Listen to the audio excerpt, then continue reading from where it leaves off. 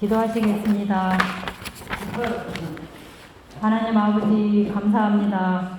오늘 거룩한 주일을 맞이하여 오전 예배를 마치고 오후 찬양 예배로 인도해 주신 아버지께 감사드립니다. 결실의 계절 가을도 어느덧 중순이 지나고 있습니다. 여름 동안 우리의 수고가 헛되지 않게 많은 수확을 거두게 하여 주시며 가을 추수에 성도님들 피곤치 않게 지켜주시옵소서.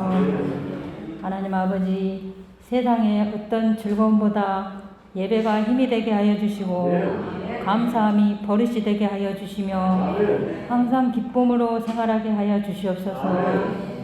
모든 이치가 아버지의 뜻에 따라 행해짐을 믿게 하여 주시고 거룩함으로 무장하게 하옵소서. 이 찬양 예배를 통하여서 한 걸음 더 아버지께 나아가는 시간 되게 하여 주시옵소서. 단위에 세워주신 목사님께도 성령의 힘을 보태 주셔서 전하는 자나 듣는 자 모두 은혜스러운 시간이 되게 하여 주시옵소서. 거룩하신 예수님의 이름으로 기도드렸습니다.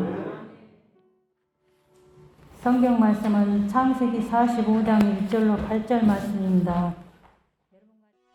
요셉이 시종하는 자들 앞에서 그 정을 억제하지 못하여 소리질러 모든 사람은 나에게서 물러가라 하고 그 형제들에게 자기를 알리니 그때 그와 함께한 다른 사람이 없었더라. 요셉이 큰 소리로 우니 애굽 사람에게 들리며 바로의 궁중에 들리더라. 요셉이 그 형들에게 이르되 나는 요셉이라. 내 아버지께서 아직 살아계시니이까? 형들이 그 앞에서 놀라서 대답하지 못하더라. 요셉이 형들에게 이르되 내게로 가까이 오소서. 그들이 가까이 가니 나는 당신들의 아우 요셉이니 당신들이 애굽의 판자라. 당신들이 나를 이곳에 팔았다고 해서 근심하지 마소서. 한탄하지 마소서. 하나님이 생명을 구원하시려고 나를 당신들보다 먼저 보내셨나이다. 이 땅에 2년 동안 흉년이 들었으나 아직 5년은 밭갈이도 못하고 추수도 못할지라. 하나님이 큰 구원으로 당신들의 생명을 보존하고 당신들의 후손을 세상에 두시려고 나를 당신들보다 먼저 보내셨느니, 그런즉 나를 이리로 보내니는 당신들이 아니요 하나님이시라. 하나님이 나를 바로에게 아버지로 삼으시고 그 온 집의 주로 삼으시며 애굽 온 땅의 통치자로 삼으셨나이다. 네, 오늘 하나님의 말씀은 여러분들이 너무도 잘 아시는 창세기에서 유대 민족의 시조라고 할 수 있는 아브라함 이후에 그 족장시대 그 사람들의 아브라함의 아들 이삭, 이삭의 아들 야곱, 야곱의 아들 요셉이죠. 지금 요셉의 이야기를 하려고 합니다. 지난번 예배 때도 제가 요셉에 대해서 말씀을 드렸습니다. 그때는 형통하는 자 요셉에 대해서 말씀을 드렸습니다. 오늘은 여러분과 함께 하나님의 도구가 된 요셉에 대해서 말씀을 나누고자 합니다. 이 요셉은 애굽 왕의 꿈을 해석을 합니다. 어떻게 해석했습니까? 땅에 7년 풍년이 오고 다음에 7년 흉년이 올 것을 해석합니다. 그러므로서 요셉은 총리가 되고 풍년 7년 동안 애굽이 풍성하게 준비하도록 합니다. 그리고 흉년이 닥치자 곡간을 풀어서 애굽 백성을 살렸고 또 주변 나라에서도 양식을 얻으러 애굽으로 오게 되고, 요셉은 애굽을 부강하게 했을 뿐만 아니라 열방을 살리기도 합니다. 그 중에는 가나안에 살았던 자신의 가족, 그 자신의 가족인들 그 가뭄, 그 흉년을 어떻게 견뎠겠습니까? 오늘 저희들이 45장을 보고 있는데 그 앞에 요셉의 아버지 야곱, 이 야곱이도 요셉을 제외한 나머지 요셉의 형제들과 함께 살고 있었는데 거기도 마찬가지로 흉년이 돼서 식량난입니다. 그러니까 다른 사람들은 애굽에 가서 식량을 공급받아 온다는데 너희들은 뭐하고 있냐 그렇게 나무라고 있지 않았습니까? 형제들을, 자기 자식들을. 그래서 그의 형제들도 양식을 사기 위해 이제 애굽으로 오게 되고 요셉을 인해서 그의 가족도 구원을 얻게 되는 장면이 오늘의 본문 말씀입니다. 1절에서 보니까 요셉은 시종하는 자들 앞에서, 자기 부하들이죠? 시종하는 자들 앞에서 이제 이야기가 시작되고 있습니다. 형 유다의 자기 희생적인 헌신에 더는 자기 북받쳐오는 감정을 억제하지 못하고 자기 신분을 드러내기 시작합니다.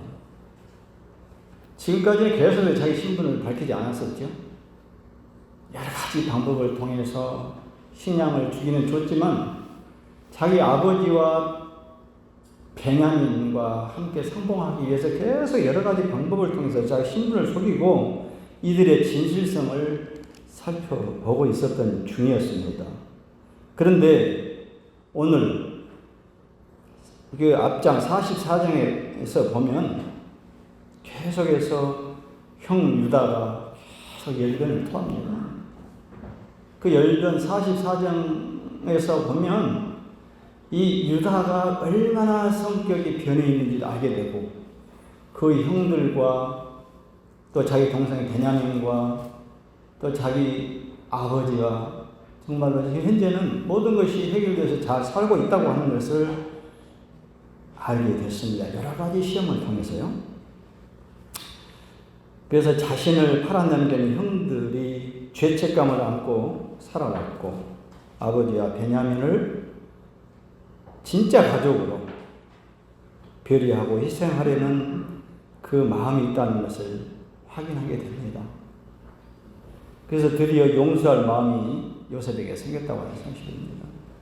형들은 정신을 차릴 수 없었을 것입니다. 3절을 보면 베냐민 일로 모두 극도로 두려워하면서 긴장했던 그 상태. 지금 유다가 뭐라고 말했습니까? 44장에 보면 내가 대신 베냐민 대신 내가 인질로 잡혀 있을 테니까 우리 베냐민 좀 보내주라. 계속 간곡하게 이야기했었죠. 그랬는데 갑자기 이제 애굽 총리 본인 자신이 요셉이라고 말하는 그 상황을 선뜻 이해할 수도 없었고 받아들일 수도 없었던 그런 상태였습니다. 요셉은 유다의 연설을 들으면서 특히 18절부터 44장 18절부터 34절까지 보면 계속해서 유다의 변심이 계속 나옵니다. 거기에 더 진실적인 이야기가 나오고 있습니다. 특히 32절 이하에서는 베냐민을 대신하려는 그 유다 그 심정이 나오고 있죠. 막연히 생각해온 하나님의 뜻을 요셉은 더욱 확신하게 되었습니다. 하나님의 뜻에 대한 요셉의 깨달음, 고난으로 점철됐던 자신의 삶에 이제 가치를 부여하게 됩니다. 얼마나 힘든 생활이었습니까? 근데 이 형들이 이제 자기 앞에 와서 무릎을 꿇고 그래서 자기의 간절한 자기 가족 관계를 계속 이야기하고 있는 그 상황에서 그 상황을 보면서 요셉은 그동안에 살아왔던 것, 자기가 잘못 생각하고 있었던 것 이런 것들을 깨닫고 있다고 하는 사실입니다. 어쩌면 자신이 애굽으로 팔려오고 감옥에 갇히고 심지어 애굽 총리가 되는 그 이유까지도 명확하지 않았을 것이래요. 그런 것. 갑자기 총리가 되고 1년의 과정을 보면 자기도 많이 벙벙할 정도로 지금 많이 변해가고 있었지 않습니까? 과정이. 그런데 이 순간 요셉은 하나님께서 가족의 생명을 구하고 후손들을 보존하기 위해서 자신을 먼저 애굽에 보내신 것이라고 고백하고 있습니다. 형이 나를 한 것이 아니라고. 이게 바로 뭐겠습니까? 하나님의 섭리 아니겠습니까? 첫째, 우리 하나님의 섭리를 한번 살펴보도록 하겠습니다. 강원도의 태백시, 삼척시 그 주변에 보면 예수원, 저는 가보지는 못했습니다. 문헌을 통해서 보고 있어요. 예수원이라고 하는 개신교 수도원이 있습니다. 우리 개신교에는 사실은 종교개혁 이후에 수도원이라고 명백히 이야기할 수 있는 것이 우리나라에는 없어요. 사실은 여기도 사실은 성공회 출신이 여기에서 설립을 했기 때문에 이제 수도원이라고 명명을 하고 있는 모양인데, 그 예수원이라고 있어요. 거기에 대천덕 목사님이 운영을 합니다. 대천덕. 들어보셨을 겁니다.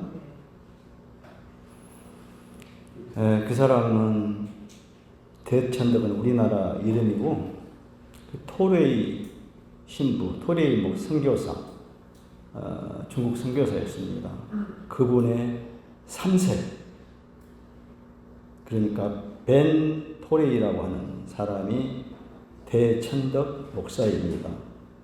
소속은 성공회입니다. 성공회 출신. 성공회 영국에서부터 시작이 되고 있죠. 우리나라 한국 성공회도 있지만, 그 성공회 출신 대천덕 목사님이 한국에 영적인 인연을 갖게 된 계기가 있어요. 자기 조부 토레이 선교사님 루벤 토레이입니다. 토레이 1세는. 근데 이분이 이 3세 손자에게 큰 영향을 미쳤다고 하는 겁니다. 어떤 영향이었는가? 루벤 토레이 선교사님은 한국에 오기 전에 중국 선교사로 오랫동안 헌신을 했습니다. 그런데 어느 날 통역을 마치고 오다가 교통사고를 당하게 됩니다.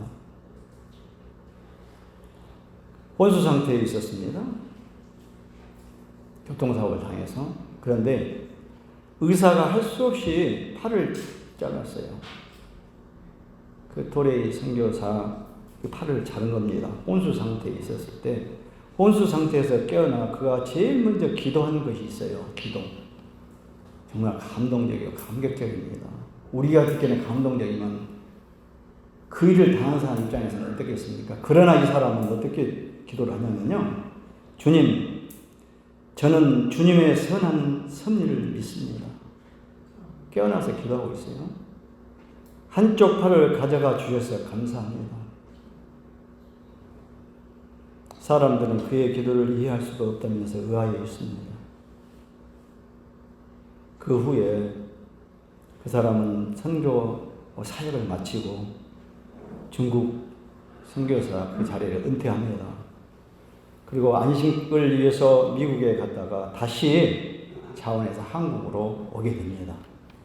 그런데 그때가 6.25 사건 때였습니다.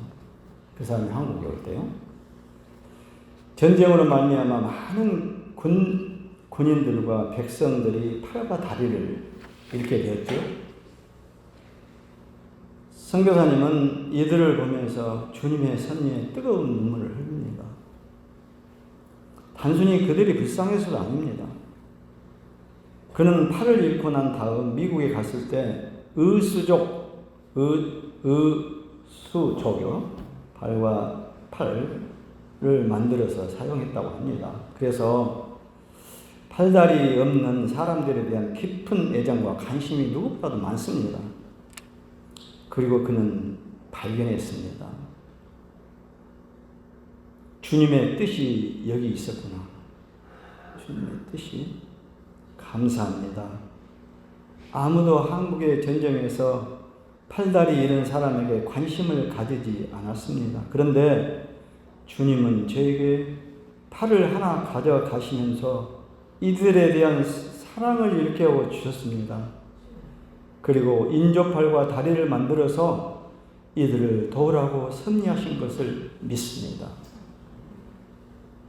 그는 대구에서 의족과 의수를 만드는 한국 최초의 재활병원을 시작합니다.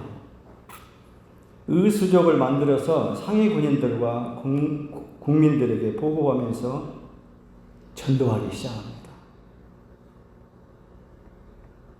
저도 중국에 조금 있어 봤는데 거기서 선교에 관계된 일 좀 해봤어요. 중국인들은 우리 한국뿐만 아니라 외국 사람들이 자기 나라 사람들과 함께 예배드린 걸 무조건 불허합니다. 선교할 수가 없습니다. 중국에 선교한다면 거짓말입니다. 떳떳이 남녀노소 선교가 안 됩니다. 그런데 우리나라 사람들끼리 우리 교민들끼리 예배드린 것은 허용합니다. 그러니까 우리나라 사람들이 예배드린 것처럼 해서 선교를 하고 그 나라 사람들을 중국 사람들을 양성해서 선교사를 내보내고 있는 그런 상황입니다. 그런데 그때 저도 경험한 건데 우리끼리 잘 예배를 드리고 있는 건 아주 보기 싫습니다. 예배 드리면서 자기 민족에게 아주 유익한 그런 일을 하고 없어서는 안 될 그런 단체같이 보일 때는 허용을 해야 됩니다. 그러니까 거기서도 중국인들에게 뭔가 유익이 되는 그런 사업을 해야만이 선교가 됩니다. 마찬가지입니다. 여기서도 우리 한국 사람들은 그렇게 중국 사람들 같이는 우리 한국 정책 그렇게는 안 했지만 유익하니까 의수족을 만들어서 그 시대에 팔다리 짜진 사람들이 많고 또 많지 않다 할지라도 덜어 있다 할지라도 유익을 주니까 꼭 필요하지 않겠습니까? 그래서 이 사람은 거기서 그걸 통해서 전도하기 시작합니다. 도레이 목사님은 평생 기도할 때마다 주님 왜 저에게 라는 그런 반항을 하지 않았다고 합니다. 대신에 늘 하나님의 섭리를 믿으면서 이런 고백을 하였다고 합니다. 하나님, 왜인지 제가 이해하지 못했지만 하나님께서 합력하여 선을 이루실 줄을 믿습니다. 항상 그 사람의 기도는 그런 기도였다고 합니다. 사랑하는 등대교회 성도님 여러분, 우리 기도는 어떻습니까? 우리는 하나님의 섭리를 볼 때마다 알고 가지는 못합니다. 우리가 미리 알지 못하잖아요. 그러나 이해할 수 없는 것들이 많습니다. 그때 우리는 믿음이 필요합니다. 그래서 실망과 좌절이 보이지 않는 어두움에 무너지고 하나님을 멀리하기보다도 믿음으로 하나님을 바라보고 그의 거룩하시고 복된 섭리를 따라가야 할 줄을 믿습니다.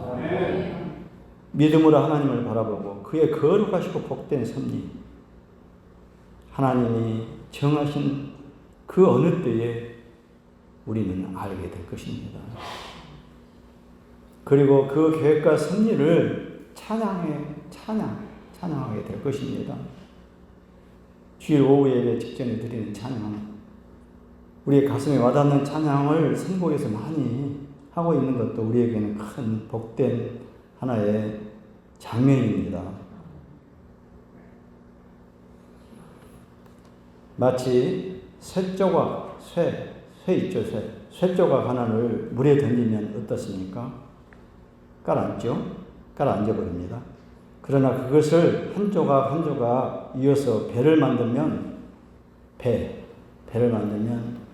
그 쇠가 물에 뜨게 됩니다. 어떻게 보면 기적이죠. 배를 쇠로 만들기 전에 우리가 목선이 있었죠. 근데 쇠로 만들어서 한쪽 붙여서 잘 만들어내면 물에 뜨는 기적이 일어납니다. 거기다가 엄청난 무게의 화물까지도 실어 날릴 수가 있습니다. 그렇죠? 때로 우리는 인생 가운데 그 쇠조각처럼 무거워 나를 가라앉히고 마는 그런 상황을 만날 때가 있습니다. 그러나 주님을 바라보고 그분의 복된 섭리를 우리는 믿어야 되겠습니다. 당장은 이해가 안 되고 당장은 해결이 안 될 수 있어도 주님께서 그 셋조각 하나하나를 연결하여 배가 되어서 항해하게 하실 것입니다. 요셉은 인생에서 종으로 팔리고 성범죄자로 오해받고 감옥에 갇히고 큰 사건만 성경에 기록되어 있습니다.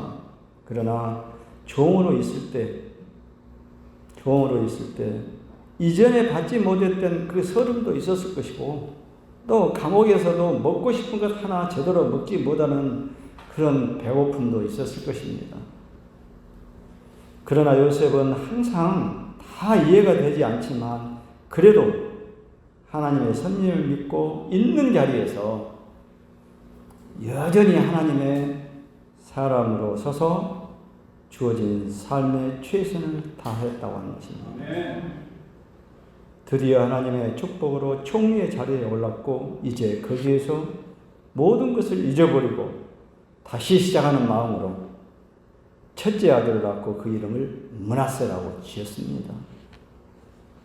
요셉이 창세기 41장 51절에 보면 요셉이 그의 장남의 이름을 므낫세라 하였으니 하나님이 내게 내 모든 고난과 내 아버지의 온 집을 잊어버리게 하셨다 하니요. 그러나 100% 잊었다면 이렇게 이름도 짓지 않았겠죠. 100% 잊어버렸다면.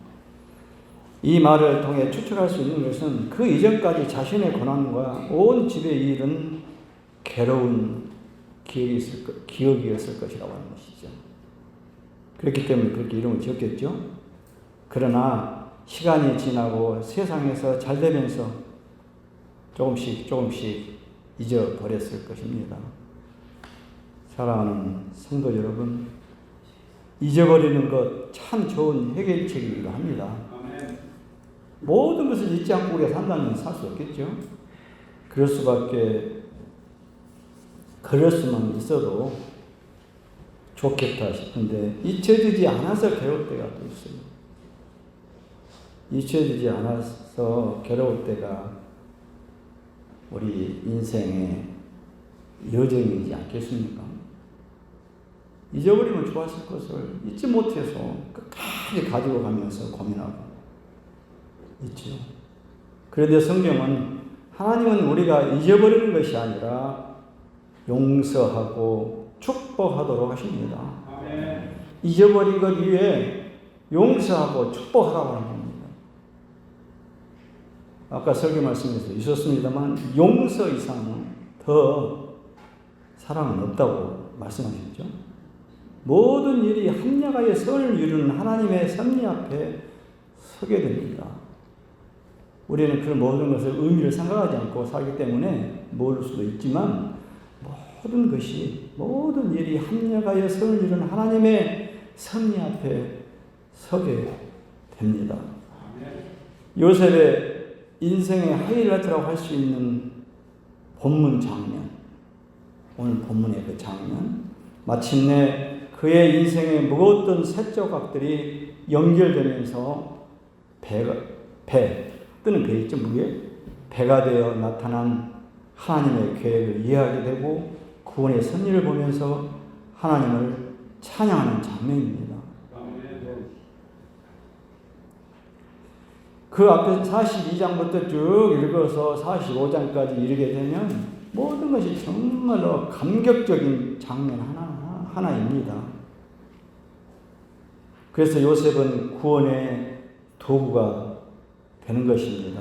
살펴보겠습니다. 하나님은 요셉이 총리의 자리에 올라 이제 내 집의 모든 일을 잊어버릴 정도로 성공했다는데 초점이 있지 않다고 하는 것입니다. 요셉의 그 한 사람의 성공에 초점이 되어 있지 않다고 하는 것입니다. 다시 그 형들이 그의 인생 앞에 등장하게 하시고 요셉은 다시 자신에게 주셨던 꿈을 생각하게 되었다고 성경은 말합니다. 그리고 요셉은 그 형들을 정탐꾼으로,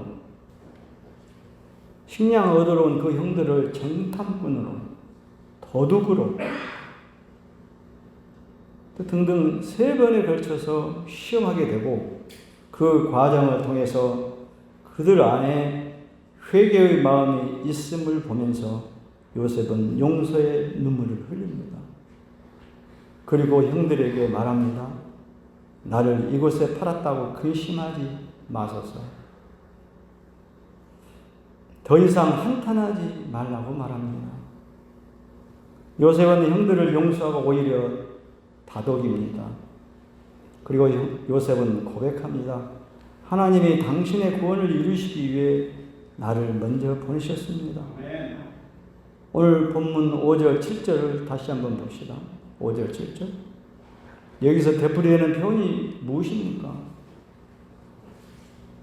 형님들이 나를 판 것이 아니고 하나님이 나를 당신들보다 먼저 보내셨나이다. 뭐 하려고요? 구원하시려고. 7절에는 하나님이 큰 구원으로 당신들의 생명과 우리의 후손들을 이 땅에 두려고 나를 먼저 보내셨습니다. 그렇게 고백합니다. 이스라엘 민족으로 하나님의 거룩한 역사를 이어가시는 하나님의 거룩한 계획이 나타나고 있습니다. 비로소 자신의 지나온 생애에 대한 궁금증과 우람이 풀리고 하나님의 구원의 섭리를 깨달은 것입니다. 그렇습니다. 요셉에게 주신 꿈, 하나님이 요셉 한 사람을 높이시기 위한 계획이 아니었음을 보게 됩니다.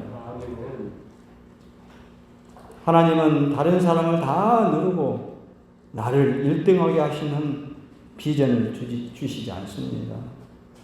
다른 사람 눌러버리고 나만 1등 하도록 하는 그런 비전은 주시지 않는다고 하는 사실입니다. 형들이 오해했던 것처럼 요셉 한 사람을 높이기 위해서 나머지 형제들 희생 제물로 삼는 하나님이 아니라고 하는 사실입니다.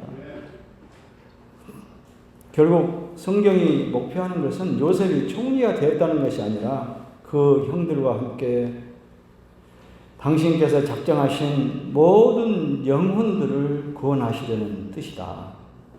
모든 영혼들을 구원하시는 뜻이다. 하나님이 당신의 약속을 이루시기 위해 택하신 하나님의 백성을 보호하시고 이스라엘을 통해 온 인류 구원을 이루어가시는 것이라고 하는 사실입니다. 결국 지금 구원의 자리에 야곱의 모든 가족이 함께 서 있습니다. 하나님의 구원의 섭리 가운데 그가 택하신 모든 족속, 모든 백성은 반드시 구원을 얻게 될 것입니다. 어떤 사람이 하나님이 택하신 족속.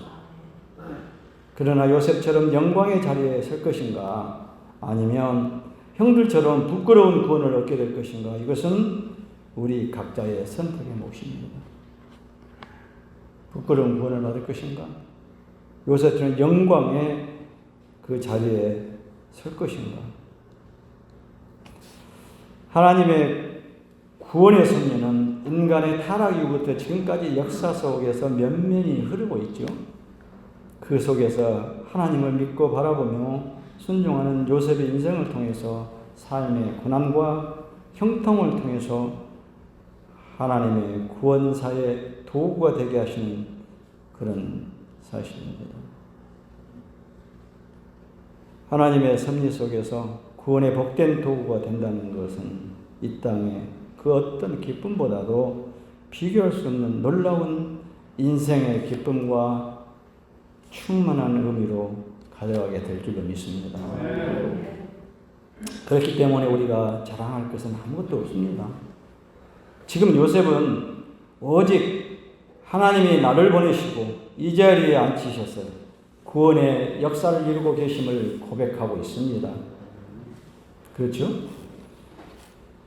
그리스도인들의 자랑과 인생의 결론이 있다면 이제 내가 세상에 속하지 않고 하나님의 거룩한 구원의 섭리 속에서 사용되고 있다고 하는 것입니다. 여러분 모두는 하나님의 구원의 섭리 속에 사용되고 있을 줄 믿습니다. 그래서 바울도 고백합니다. 그런즉 자랑할 때가 어디냐? 있을 수 없느니라. 무슨 법으로냐? 행위로냐? 아니라 오직 믿음의 도로니라. 로마서 3장 27절 말씀입니다. 자랑할 것이 없다. 그렇다면 우리는 여기서 다시 한번 살펴보십시다. 하나님은 어떤 분이십니까? 모든 일을 합력하여 선을 이루십니다. 요셉에게 닥친 감당할 수 없는 고난과 억울한 일들도 결국 구원을 이루시는 하나님의 큰 그림이었다고 하는 사실입니다. 하나님은 요셉이 이해할 수 없는 그 고난 앞에서 원망만 하거나 무기력하거나 두려워 숨지 않도록 도우셨습니다. 그리고 늘 주님만 의지하며 분투하는 요셉과 함께 하시고 그를 형통케 하셨습니다. 믿기지 않는 고난을 더 큰 믿음으로 헤쳐나갈 때 하나님은 믿음의 분투를 승리로 이끄시며 놀라운 은혜로 답하실 것입니다. 요셉의 여정 가운데 얼마나 많은 고난이 있었습니까? 오해도 받고 정말 어려운 자리에도 들어가게 되고 예기치 않는 그런 모든 일들을 스스로 감당했습니다. 더불어 우리에게 주시는 교훈은 그럼 무엇이라고 봐야 될까요? 요셉이 자신을 감추고 형들을 시험한 것은 형들과 진정으로 화해하는 뜻이었습니다. 형들의 진심을 확인하지 못한 채 섣부르게 용서하고 화해한다면 아마도 마음 한편에 형들에 대한 의심을 간직하면서 살았을 것입니다. 그렇죠? 형들도 마찬가지로 요셉의 용서를 확신하지 못하고 늘 두려움을 품고 살 것입니다. 그래서 요셉은 자신을 당신들이 애국의 판자라고 소개하면서 그 형들의 그 알리는 것이잖아요. 당신들이 애국의 판 나요. 그 순간에 뜨끔했을 거예요. 그들의 숨은 죄악을 그대로 드러냅니다. 죄의 쓴뿌리를 적당히 덮어둔 채 하나님과 교제할 수도 없습니다. 우리에게는 누구나 기억하고 싶지 않은 과거가 있습니다. 건드리고 싶지 않은 상처도 덮어두려는 마음도 있습니다.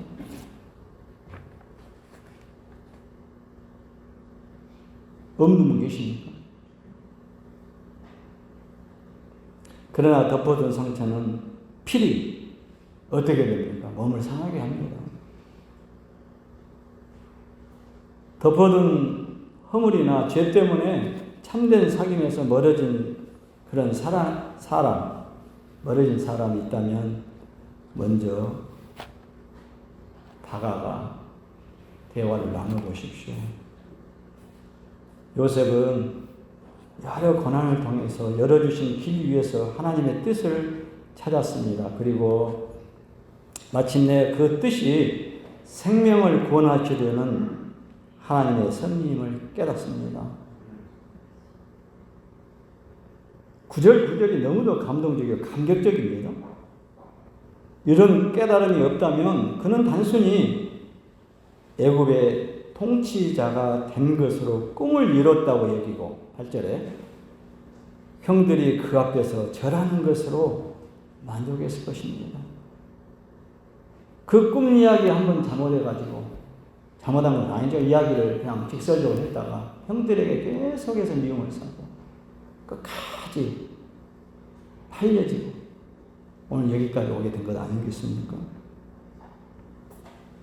그러나 하나님의 더 큰 그림을 보았기에 그가 애굽의 통치자가 된 것마저 하나님의 뜻을 이루는 도구, 하나님의 뜻을 이루는 도구에 지나지 않았다고 하는 사실입니다. 주님의 뜻은 그저 한 사람 잘 되는 것에 그치지가 않습니다.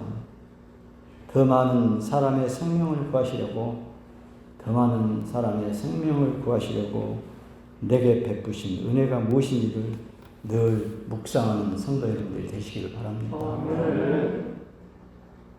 오늘 요셉의 이야기를 통해서 나에게는 하나님이 어떤 꿈을 그리고 계신가 더 큰 꿈을 그려보시기를 바랍니다. 기도하겠습니다.